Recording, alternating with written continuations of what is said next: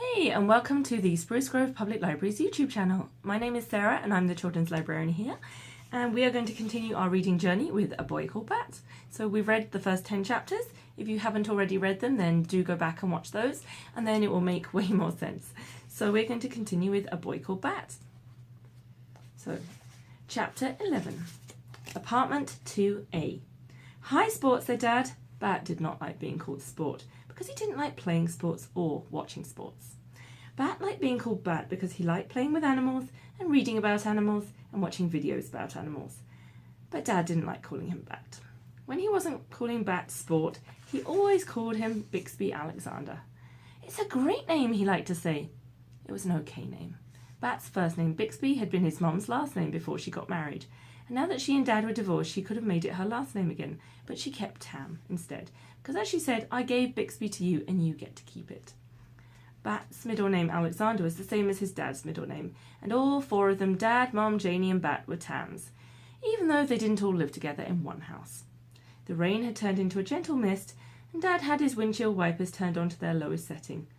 You know what we need on this chilly day like this, Dad said. What? Bat replied. Well, I was thinking that after we pick up your sister, we could all go to Coco's to get some hot chocolate. Do you like that idea?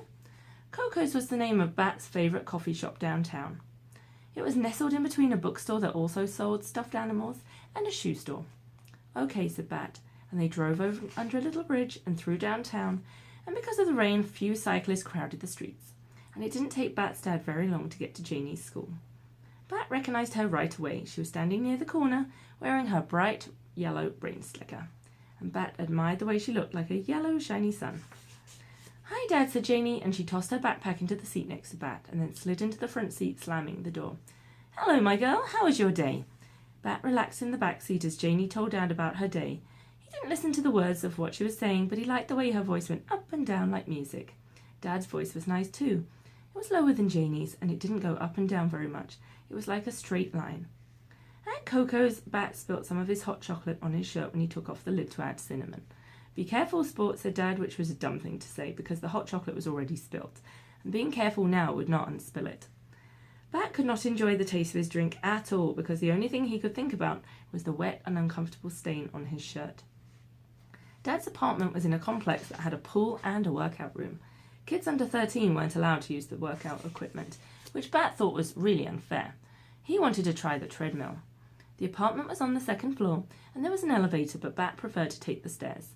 He liked them because there were 2 sets of 11 stairs, and 11 was his favourite number. One day he would be 11, which felt like an exciting thing to be. At the top of the stairs, they turned right and walked around the corner. And then Dad unlocked the door of apartment 2A, and they all went inside. Home sweet home, said Dad. It didn't feel like home, and it didn't smell sweet. It smells like onions in here, Janie said, wrinkling her nose. That's because the slow cooker made dinner for us, Dad said. Chili. Bat didn't like chili. Dad knew he didn't like it. Bat didn't like mushy food, except for oatmeal with brown sugar. I don't like chili, Bat said. Maybe you'll like it tonight, Dad answered. I tried a new recipe. Unless the new recipe was for a chili that didn't include any chili, Bat would not like it. Bat sighed and shrugged off his backpack. It was going to be a long weekend. And that is the end of chapter 11. So thanks for joining us this time, and we will have more chapters and carry on with the story next time. So thanks. And come see us if you wanted a copy of the book for your own. And as I have mentioned in previous chapters, this is actually the first one in a series. There is also a sequel. So do check it out. Thank you for joining us for virtual story time this week. If you enjoyed this story, come and visit us at the library or give us a call or a message, and we will help you find more books, DVDs, movies, backpacks, whatever your literary heart desires. Thanks once again. Bye-bye.